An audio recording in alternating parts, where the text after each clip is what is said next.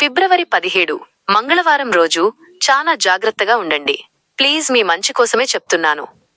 ఎందుకంటే ఈ రోజు అమావాస్య మరియు 2026లో వచ్చే మొదటి సూర్యగ్రహణం.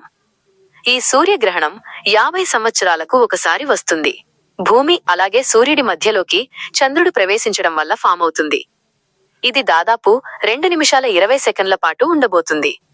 అండ్ దీన్ని రింగ్ ఆఫ్ ఫైర్ అని కూడా పిలుస్తారు. ఎందుకంటే భూమి అలాగే సూర్యుడి మధ్యలోకి చంద్రుడు ప్రవేశించినప్పుడు చంద్రుడి చుట్టూ ఓ రింగ్ ఫామ్ అవుతుంది. కానీ ఇది మన ఇండియాలో కనపడనప్పటికీ దీని ప్రభావం మన మీద ఉంటుంది.